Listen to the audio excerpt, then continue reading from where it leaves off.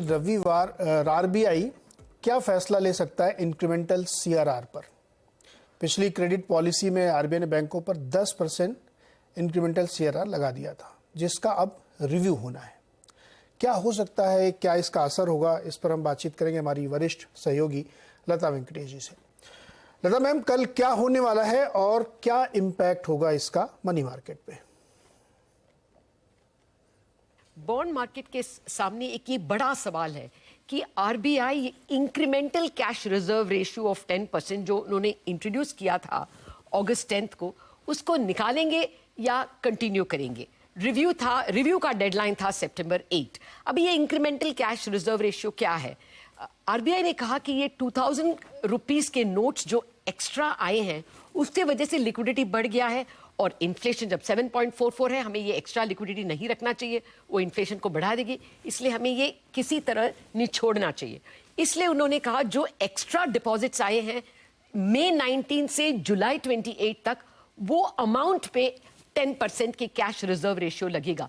Cash reserve ratio का मतलब है वो पैसा 10% आइडल रहेगा। हालांकि बैंक्स उसको डिपॉजिट लेने में कुछ 5-6% भरती है, उसको वो लेंड नहीं कर पाएंगे, उसको आइडल रखना है, तो वो ये बैंक के लिए एक तरफ से पनिशमेंट है। अब क्वेश्चन है सितंबर 8 के रिव्यू में वो निकालेंगे कि नहीं, इसको एंड करेंगे। और हमारा पोल ने बताया कि आरबीआई उसको शायद कम करेंगे, 10% के बजाय 5% करेंगे। ये 50% का वोट था। 20% लोगों का वोट था कि वो कंप्लीटली निकाल देंगे और कोई और इंस्ट्रूमेंट यूज करेंगे, जैसे वेरिएबल रेट रेपो या वेरिएबल रेट रिवर्स रेपो। और 30% का मानना था कि वो उसको वैसे ही वैसे रखेंगे, क्योंकि अभी भी इन्फ्लेशन हाई है और आरबीआई को लिक्विडिटी के बारे में चिंता करना है।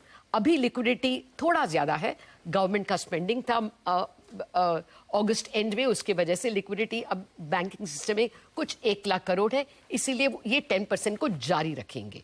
अब मेरा मानना है कि मैं वो माइनॉरिटी 10% के साथ हूं कि आरबीआई उसको निकाल देंगे, क्योंकि वो उनका प्रॉमिस था कि वो सितंबर 8 को रिव्यू करेंगे और जैसे सिचुएशन है उस हिसाब से वेरिएबल रेट रिवर्स रेपो लगाएंगे या वेरिएबल रेट रेपो लगाएंगे।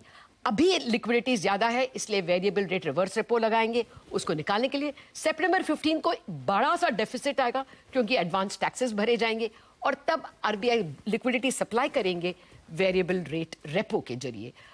दूसरा एक कारण है कि आरबीआई ये आईसीआरआर को निकालेंगे, वो ये कि डॉलर बहुत महंगा हो गया है। इसकी वजह से आरबीआई को डॉलर खरीदना नहीं, बेचना पड़ रहा है, और आरबीआई जब भी डॉलर बेचती है लिक्विडिटी अपने आप निकल जाएगी और फिर दिवाली के टाइम वैसे भी कैश बहुत लोग विड्रॉ करेंगे और उसके वजह से भी आरबीआई को लिक्विडिटी के बारे में थोड़ा चिंता करना कम हो सकता है, क्योंकि लिक्विडिटी अपने आप जा सकती है। इसलिए अनुमान है कि शायद आरबीआई आईसीआरआर को निकाल देंगे। अगर वो निकालेंगे, और ये अभी तक तो माइनॉरिटी ओपिनियन है, अगर निकालेंगे तो बेनिफिट होगा बैंक्स को और बेनिफिट होगा सबसे ज्यादा एचडीएफसी बैंक को, क्योंकि उनका डिपॉजिट सबसे ज्यादा बढ़ा था मर्जर की वजह से और उनको थोड़ी राहत मिलेगी।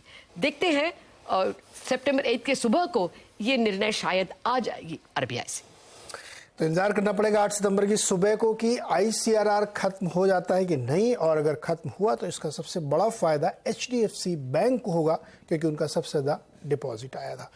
बहुत बहुत शुक्रिया था मैम हमारे साथ ये जानकारी शेयर करने के लिए। चलिए, अब समय हो गया एक छोटे से ब्रेक का, और ब्रेक पे जाते थे आपको बताएं कि बाजार डेज हाई पर है इस समय और मिड कैप की रैली धुआंधार चल रही है। छोटा सा